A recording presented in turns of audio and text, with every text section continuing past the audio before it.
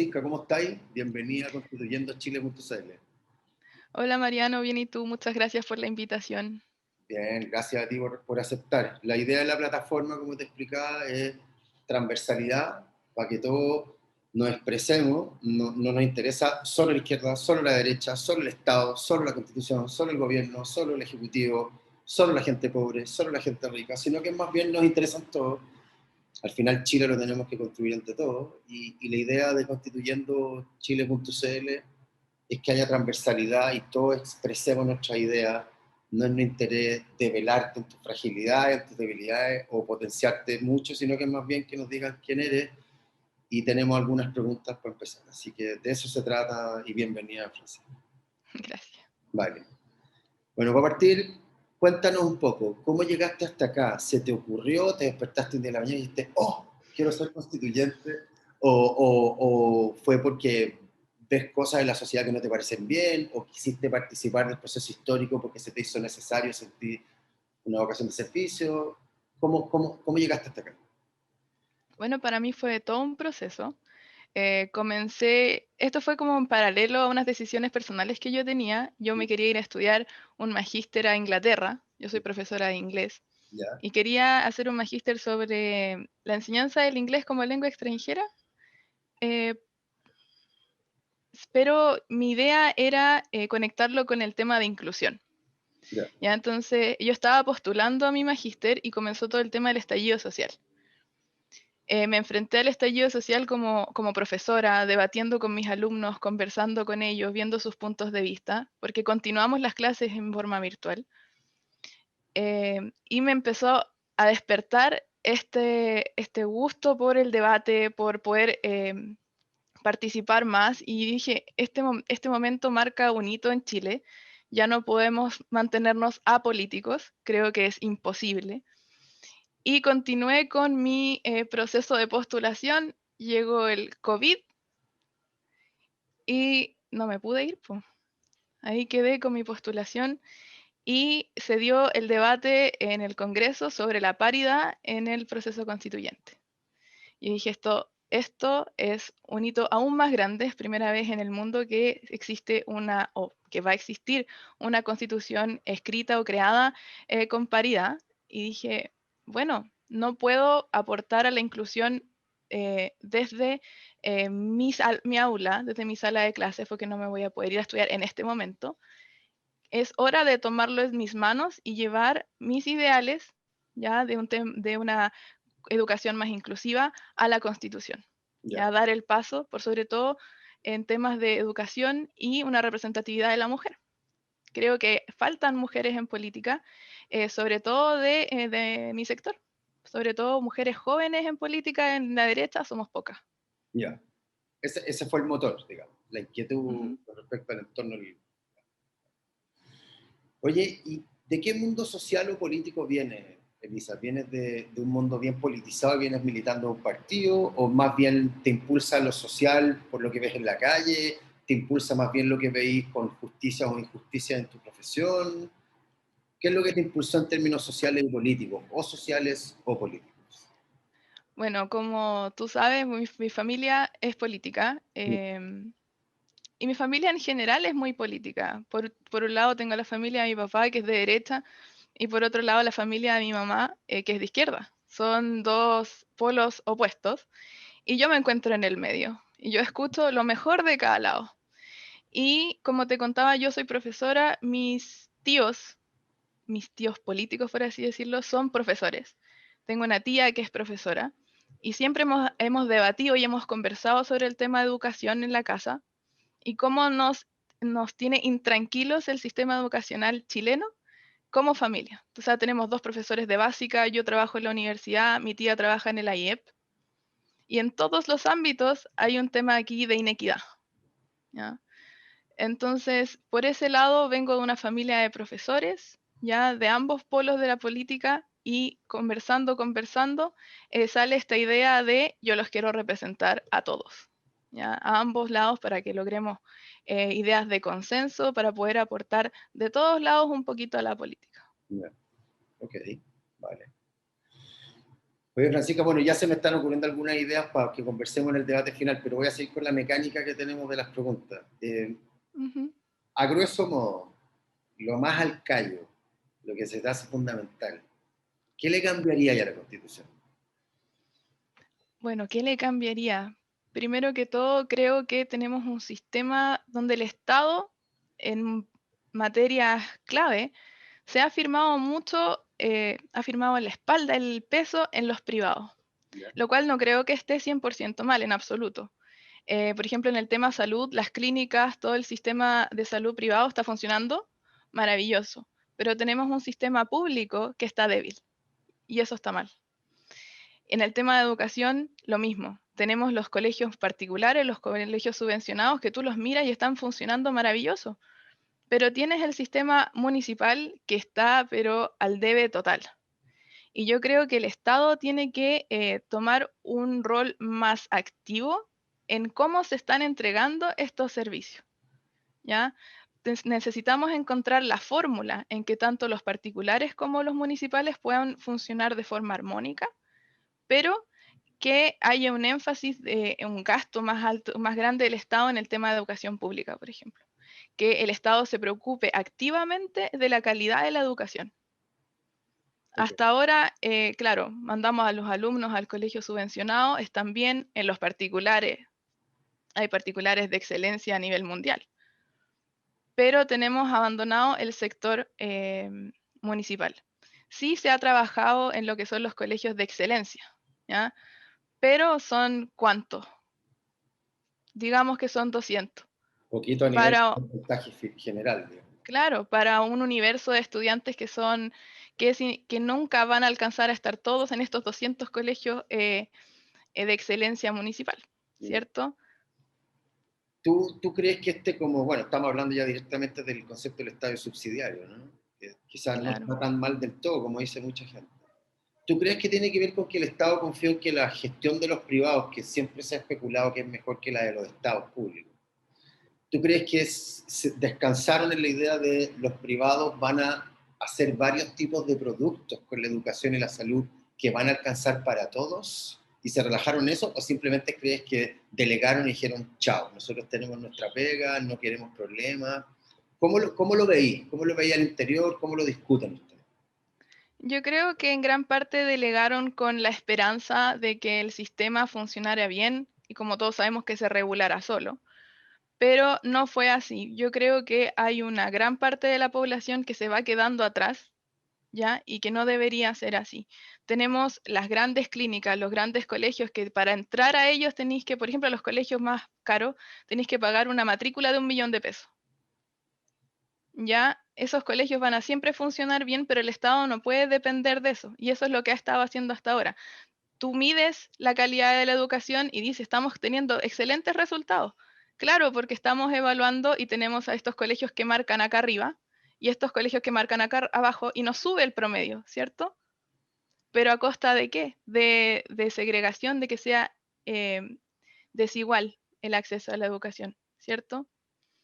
O sea, Entonces yo creo que se apoyó en el sistema privado con la esperanza de que todo funcionara maravilloso, de que se midiera este sistema solo y abandonó o ha ido tratando de mejorar estos sistemas, la educación y la salud, de a poquito, pero no a la velocidad que Chile requiere.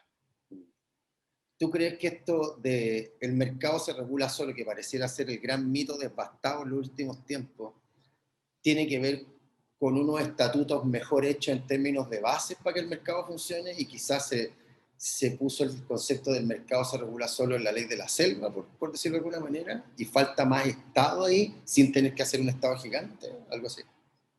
Así se siente como que dejamos el Estado que se regule solo, se mantenga solo, o sea, no el Estado, perdón, el sistema, claro, pero sin em, sin ningún, ay, Ninguna normativa, ningún orden. claro, ningún orden de parte del Estado. O sea, hay cosas que no podemos regular, los valores de ciertas cosas, pero si tú tienes dos sistemas, ¿qué es lo que yo te trato de decir? Tenemos el sistema particular que está funcionando bien y se mide solo. De todas formas, me tengo que hacer cargo de aquellas personas que no pueden entrar a ese sistema. ¿Se puede regular por sí solo? ¿Está como la ley de la selva, como dices tú? Sí. Eh, pero yo tengo que asegurarme de que todos estos derechos fundamentales lleguen a todas las personas en igualdad de condiciones. Idealmente que tengamos estos excelentes colegios que se están regulando solo y lo están haciendo bien, ¿Mm? pero que yo pueda llegar a tener una educación, por ejemplo, que sea competitiva con estos grandes colegios. ¿Ya? Que ¿Crees que eventualmente dé lo mismo en si entraste al colegio municipal o si entraste al colegio privado, porque están en igualdad de condiciones. claro, como que el Estado debería tener la misión de empatar o acercarse lo más posible a la calidad de los privados o superarla como en Estados Unidos u otros lugares? Ya. En ese sentido, ¿tú crees que esa filosofía de que el Estado debería acercarse y competir mejor con las cosas buenas que no son del Estado, debería darse en salud, educación, vivienda y otras cosas más también? Claro, salud, vivienda, educación por sobre todo. En temas de vivienda, yo creo que es necesario que la gente tenga acceso a la vivienda digna, ¿ya? El Estado, bueno, tenemos casas carísimas y tenemos las casas entregadas por el Estado que son pequeñas, te las entregan sin terminar, ¿ya? Eso no puede suceder, tiene que haber una inversión más grande de parte del Estado para igualar las condiciones que tenemos en este momento. No estamos diciendo que les regalen casas de 5.000 metros cuadrados, pero que sí sean casas dignas, Sí. donde digan, no, a mí el Estado me entregó esta casa o gracias a un subsidio pude adquirir esta casa que está catalogada como vivienda social y estoy feliz. ¿Y tú crees que es un problema de la cantidad de inversión o de la dedicación que pone el Estado en esas mecánicas sistémicas para llevar a cabo los proyectos de subsidio vivienda? Decir, bueno, aquí está esta plata, gastémonos mejor, fiscalicemos mejor. A veces será un problema de la gestión también. Claro, yo no creo, o sea, con plata solucionamos algunos de los problemas, pero también es un problema a largo plazo. Entonces tiene que haber una inversión constante y una fiscalización de lo que se está haciendo se esté haciendo bien. Que Ya, no se estén, por ejemplo, tratando de abaratar costos al máximo posible para entregar un servicio mediocre, sino que podamos, el Estado se preocupe de que las medidas y las políticas públicas se estén realizando de la mejor forma. vale. Oye, eh, ahora la otra pregunta antagónica. ¿Qué le dejaría a la Constitución? ¿Qué no le cambiaría? ¿Sentís que la Constitución le dio una cierta estabilidad a Chile, como sostienen algunos, o crees que ya no tiene ni un sentido tenerla, que ya cumplió una etapa y ya es necesario cambiarla? ¿Crees que es bueno el concepto de hagamos una constitución para eliminar la anterior o hagamos una constitución desde cero a partir de los datos que hay, de la sintomatología que hay en términos científicos, de los niveles de felicidad, los niveles de educación, los niveles de salud, los niveles de convivencia social y a partir de ahí construir? ¿Cómo lo veis tú? Y a partir de eso, ¿le cambiarías cosas a la institución o la dejaríais como está? Bueno, yo creo que la constitución que tenemos ahora llegó en un momento y solucionó los problemas del momento quizás. Que se debió haber extendido por tanto tiempo, no lo creo. Tiene cosas buenas y tiene cosas malas, como por ejemplo el tema de educación, salud, pensiones, pero eh, yo creo que se podría mantener el sistema de gobierno, por ejemplo. Yo creo que ha funcionado bien hasta ahora, igual con unos tweaks. ¿Crees Revisar en, bien. ¿Crees en el régimen hiperpresidencialista que tenemos o lo modificaría ahí un poco? Es que creo que deberíamos mantener un sistema presidencialista, pero, por ejemplo, revisando aquellas leyes que son sobre las que solo el presidente tiene potestad, hay que quizás regularla un poco. Y, por ejemplo, yo creo que no deberían ser solo 4 años y después esperar otro periodo más para poder para poder repostular, sino que 4 años y poder ir a la reelección inmediata por otros 4 años más para poder entregar al gobierno un proceso más grande para que puedan implementar este proyecto país que tiene cada gobierno, ¿cierto? Claramente, si el gobierno lo está haciendo mal, no lo vamos a volver a elegir. Y si el gobierno lo está haciendo bien, le damos estos 4 años extra de oportunidad para que cierre su ciclo. Vale. ¿Qué más mantendría en la Constitución? No tocaría el tema del Banco Central, yo creo que tiene que ser independiente. Y bueno, hay temas pequeños, por ejemplo, el derecho a vivir en un ambiente libre de contaminación es algo positivo, es perfectible claramente, y podemos agregarle más fuerza al deber del Estado en la protección del medio ambiente. ¿Te refieres sobre todo a las zonas de sacrificio y todo eso? Por supuesto. Ya. O sea, ahí claramente hay un problema de inconstitucionalidad en los proyectos que están ahí. Están afectando la vida de las personas, que es exactamente lo que dice la Constitución que no debería suceder. Hay que darle más fuerza a la fiscalización en ese sentido y al poder que hay para castigar y prohibir ese tipo de situaciones. O sea, en general te voy entendiendo que aunque no crees que el Estado sea autosuficiente, yo creo que tampoco debemos depender totalmente del Estado. ¿Crees que falta un poco de Estado en todos los lugares, desde los Sí. fiscalizadores hasta la gestión? Es que lo que pasa, si yo dejo que se abran empresas en todos lados que hagan lo que quieran, yo estoy descuidando algunos derechos, por ejemplo, el derecho a vivir en un ambiente libre de contaminación, ¿cierto? En algunos lugares tenemos problemas con el agua, también incluir el agua en la Constitución como bien de uso público, como está en el Código de Aguas. Claramente tenemos que buscar la fórmula correcta. Pero no puedo dejar que las empresas hagan lo que quieran porque simplemente ya no es sostenible. Mm. Bueno, el otro día, fíjate que escuchaba a un economista y decía que si nosotros miráramos los derechos del consumidor que tienen en Estados Unidos, donde entienden que el sistema neoliberal y de consumo funciona en torno al consumidor, que es el centro del sistema, el consumidor está muy protegido. Y aquí, que es lo mismo, no entienden que el consumidor tiene que estar protegido. Y que muchas veces cuando se habla de proteger al consumidor, de que el Estado tiene que avalarle un poco más, hablan de socialismo, o cosas así. Bueno, la izquierda habla de otros temas al revés, ¿no? Pero ¿tú crees que estamos muy desprotegidos en términos de ese mercado como de ley de la selva, donde no hay regulaciones y donde se regula solo es como lo preponderante y no pasa? ¿Hay como un libertinaje económico, crees tú? Un libertinaje económico, qué fuerte. Sí. En parte sí, porque lo que pasa es que hay un porcentaje de la población que puede navegar este libertinaje económico, ¿cierto?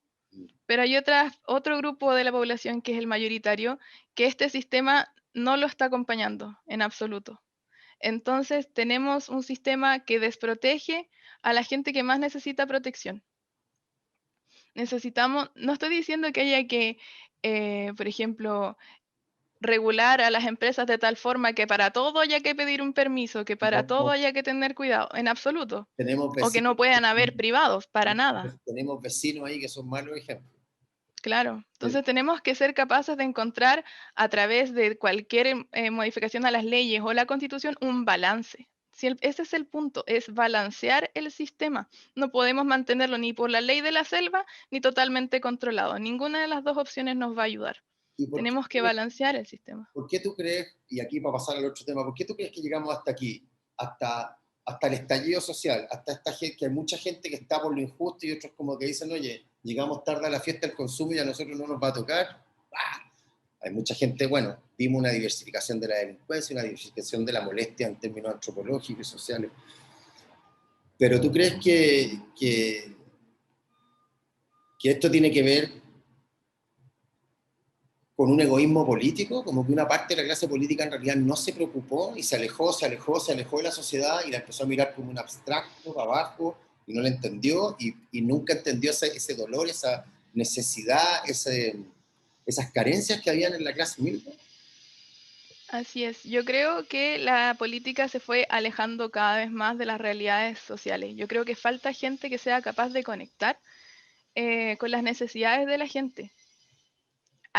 Que tú le preguntes a alguien que no sepa cuánto vale la locomoción en su sector o que no sepa cuánto vale el kilo de pan. Son personas que están completamente alejadas. Uno que otro por ahí que piensa que con 4 lucas, 2 lucas podemos almorzar todos los días en familias, o sea, por cabeza, muestra que están completamente alejados al tema. Em, y eso los ha hecho legislar en base a un ideal, ¿cierto? A su ideal y no a la realidad nacional. Esta pregunta es más al callo, para terminar esta parte. ¿Tú crees que alguien que gana 15 millones de pesos al mes puede entender la realidad de alguien que gana 500 y anda en micro? No, Es difícil. para nada. Es imposible porque no tienen ninguna carencia. Para ellos todos los sistemas funcionan perfecto. Mira, yo no gano, yo soy profesora, yo no gano millones, en absoluto. Mi mamá es profesora, así que te entiendo perfecto. En absoluto. Entonces, yo pienso que un sueldo digno para una persona tiene que darte o sea, tienes que tener la posibilidad de darte un lujito, de tener lo suficiente para no pasarla mal, y eso por lo menos debe ir, yo creo que en los 2 millones de pesos por familia. Si tú ganas menos que eso, vas a estar, por ejemplo, tenéis 2 hijos, ganáis menos de 2 millones de pesos, estáis justo. Con 15 millones de pesos no tenéis ningún problema, te podéis atender donde queráis. Ningún sistema en el país va a tener un error, porque todo te funciona maravilloso. Pero cuando no estás en ese nivel de ingreso, Oye, ahora sí pasamos al siguiente tema. Ya que eres profesora, dime, ¿qué opinas de la educación con respecto a la Constitución? ¿Qué opinas también, quisiera saber yo, de este pugilato que ha habido entre el magisterio, que es un gremio, yo diría, más o menos complejo, entre el gobierno y el magisterio? O sea, sabemos que el Ministerio de Educación también tiene unas políticas un poco especiales. Yo tengo mi opinión sobre la ex ministra Cubillo también.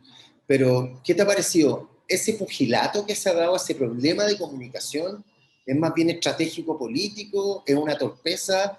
¿Y qué opináis con respecto a la Constitución y la educación en tu mundo de la educación? yo creo primero que todo que cuando los profesores dicen el ministro de Educación tiene que ser profesor, no lo dicen de una base, no ¿Ideológica? sé, ideológica o egoísta. Yo creo que el problema entre ambos lados es que no se comprende la realidad en aula, ¿cierto? En los colegios. Cuando un ministro de Educación legisla sobre educación, lo hace sentado desde su escritorio, sobre ideales y sacando la cuenta con la calculadora. Ya esto da lo mismo en qué gobierno sea.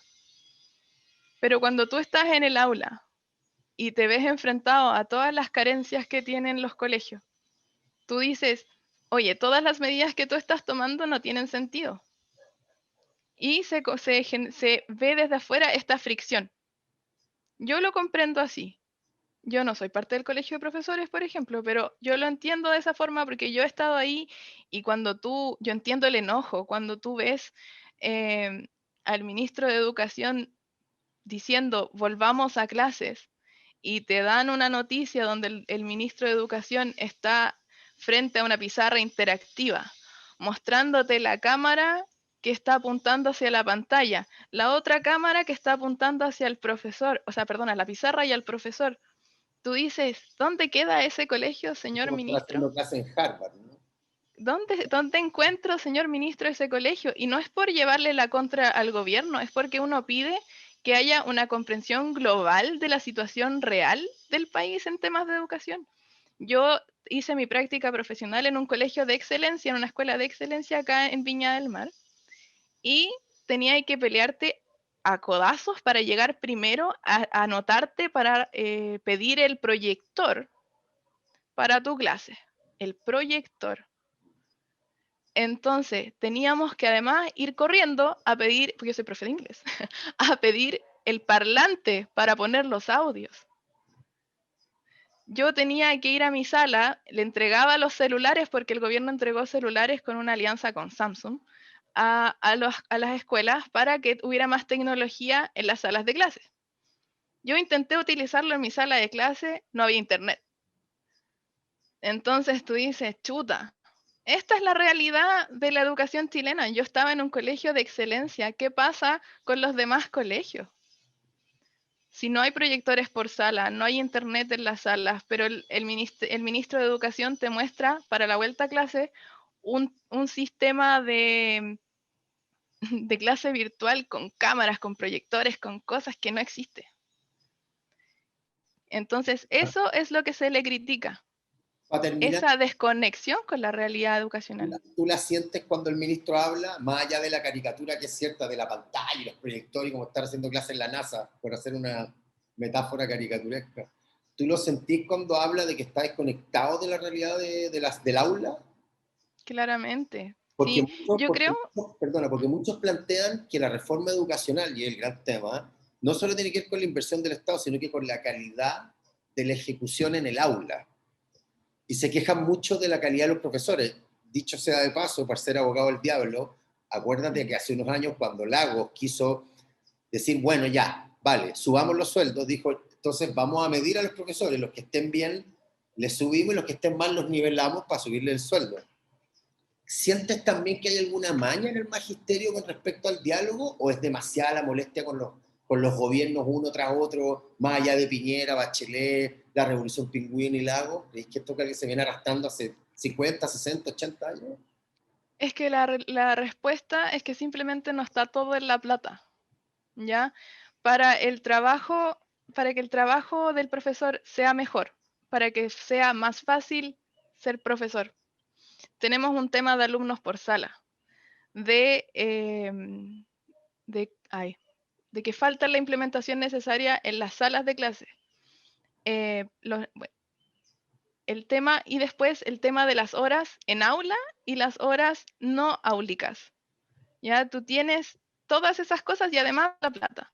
Tú me podés subir el sueldo a 2 millones de pesos, pero si yo sigo estresada a morir o cansada a morir, sin ganas de seguir, sin ganas de continuar, porque se te acaba la energía. Tenéis 44 alumnos por sala, trabajáis todo el día, después te vais a tu casa y tenéis que seguir trabajando. Yo trabajo de sol a sol, Yo vi a literal. mi Me mamá llega. corrigiendo pruebas a mano hasta las 2 de la mañana, un lunes, un martes, miércoles, y creo que sigue siendo así. Y los fines de semana, y tú estás estresado porque te estás atrasando. Yo ahora en la universidad, pues yo soy trabajo en la Católica Valparaíso, tuvimos una semana de receso y yo había tomado pruebas orales, tenía que ver un montón de videos y cosas, y yo dije, bueno, esta semana de receso es para ellos y también me la voy a tomar yo. Y mis alumnos me dijeron, sí, los profes usaron ese tiempo para ponerse al día. ¿Tú cachai que no hay tiempo libre? Los profes usaron ese tiempo para ponerse al día. Y yo les dije, bueno chicos, yo lo siento, yo me tomé mi semana, así que estoy un poco atrasada. Y me dijeron, no se preocupe, Miss. Todos tienen que tomarse, nosotros la entendemos, estamos todos estresados, todos hasta acá. No importa que se demore 5 días más en entregar la nota.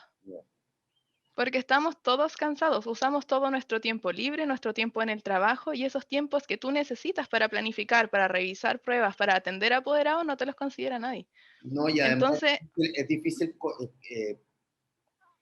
dimensionarlo en plata. O sea, ¿cómo le dimensionáis la plata a alguien que se está gastando su vida, más allá de lo laboral, de tener pareja, de ser buena o mala mamá, de ser buena o mala hija, de ser buena o mala compañera, o lo que sea en tu tiempo libre y agradecer eso?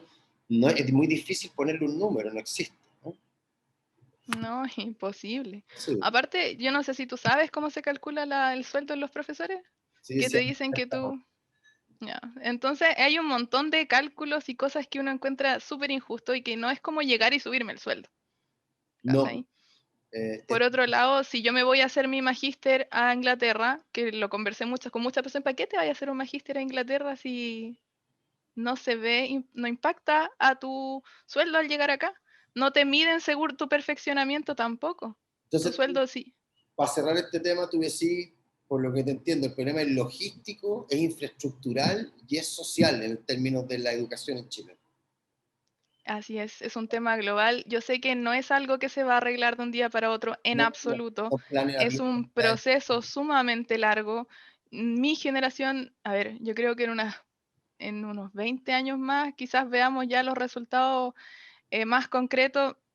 Yo sé que hay que cambiar, hay que mejorar la calidad de la educación y no va a ser de un día para otro, que va a tomar mucho tiempo y la gente lo tiene que comprender, igual que en muchos otros ámbitos.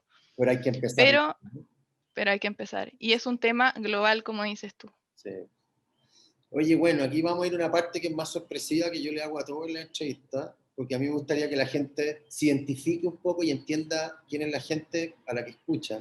Entonces quería preguntarte cómo fue tu niñez, cómo fue tu adolescencia, cómo es tu familia. ¿Veniste de una familia de clase media baja, de media alta, esforzada, fuiste a colegio fiscal, a veces pasaste frío, tuviste que comer pan con margarina mucho tiempo o no? ¿Viste a tus papás peleando? ¿Cómo fue tu infancia? ¿Qué recuerdos tenías? ¿Qué fortalezas te dio para llegar hasta acá? Cuéntanos un poco de eso. Bueno, yo vengo de una familia de padres separados, una familia disfuncional, como le dicen. Tuve una niñez preciosa, una adolescencia maravillosa. Yo viví con mi papá, viví con mi mamá, me así bien nómade. Em, y mis padres son ambos son profesionales, han trabajado toda su vida.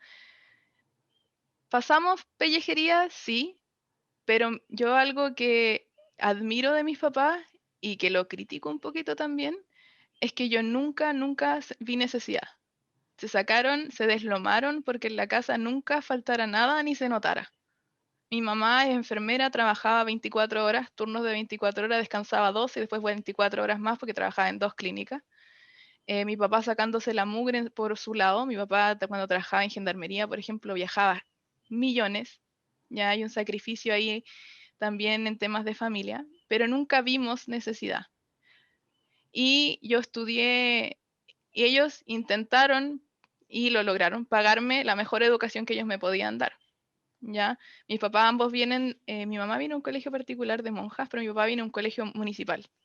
Entonces ellos no querían que uno tuviera la misma educación que ellos, que tuviéramos algo mejor. Entonces yo estudié en un colegio particular acá en Villa Alemana, el colegio Champañat. Entonces, esto es algo que a mí también, que yo destaco el hecho de que yo viví en una burbuja en mi adolescencia, pero porque mi colegio era maravilloso, nunca vi necesidades, siempre lo tuvimos todo, vacaciones los veranos, a costa de el esfuerzo de mis padres. Y al entrar a la universidad fue otro mundo. Yo estudié en la Católica de Valparaíso y me tocó práctica, una práctica en pedagogía para darme cuenta de que yo vivía en una burbuja y que las cosas no eran como yo pensaba que eran, ¿Qué que tal? habían, ¿cómo? ¿Cómo fue ese contraste al inicio? Uf, fue muy duro darte cuenta de que yo hice mi primera práctica en una escuelita en Miraflores, con muchas carencias, donde yo lo tuve todo. Ver las carencias emocionales de los alumnos. No solo el tema de colegio, de profesores, sino que los alumnos, como ellos te buscan, necesitan cariño, necesitan contención. El trabajo del profe es mucho más que solo enseñar. Entonces fue un choque bien grande y yo, mientras estudiaba, yo me fui de mi casa. Yo llevo ya 6 años, 7 años viviendo sola, entonces viéndomelas como estudiante, juntando plata, haciendo prácticas, clases particulares, y ahora como profe, yo lo he visto, yo me alejé de esa burbuja rápidamente y de vivir el día a día ahora desde ahí me carga esa clasificación, pero así como persona de clase media, de saber lo que es andar en micro, de vivirlo todo, eso me ha hecho ver la realidad de otra forma y más consciente de todo, más cercano a mis alumnos, que todos vienen de contextos distintos, eso te enriquece mucho.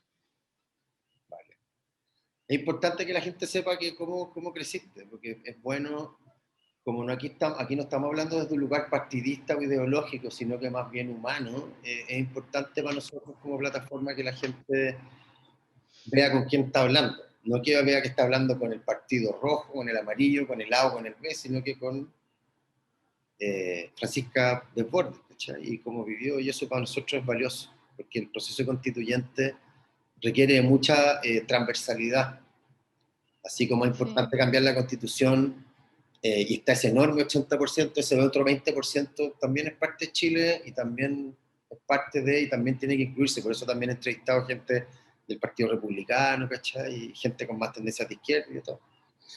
Oye, para cerrar,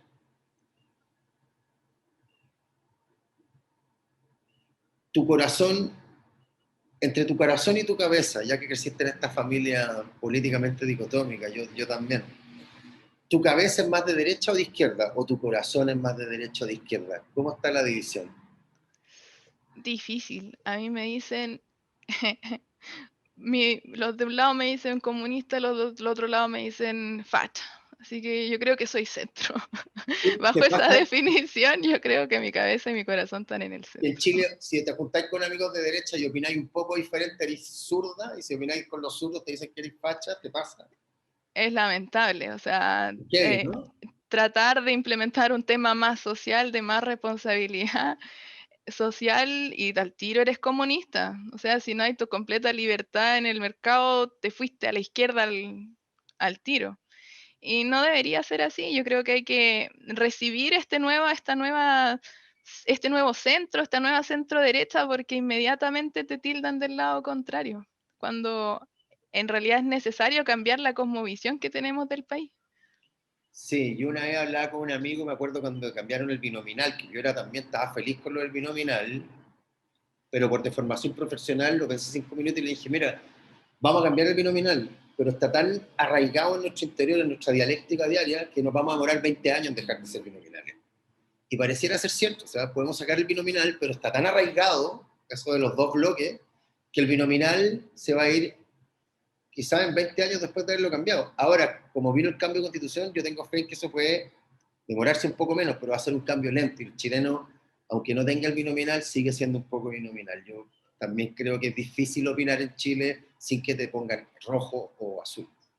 No, es muy difícil tanto en el núcleo privado como en el tema público. O sea, anda a decir algo en redes sociales, porque uff, ¿Viste la mitad de las pegas futuras? se pone candente el debate y el tiro. Ay, Oye, bueno, para terminar, muchas gracias por la conversación honesta, Francisca. La verdad es que nosotros queremos saber qué opináis, no queríamos saber más que eso. Este es un espacio para eso. Y termina diciéndonos por qué distrito, qué involucra tu distrito en términos de comuna, y tu lista, y así a la rápida.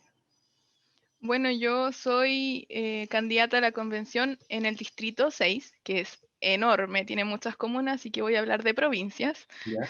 La provincia de Petorca, Quillota, Los Andes, San Felipe de Aconcagua y Marga Marga. Vale. Es gigante, tiene 26, 29 comunas, es enorme.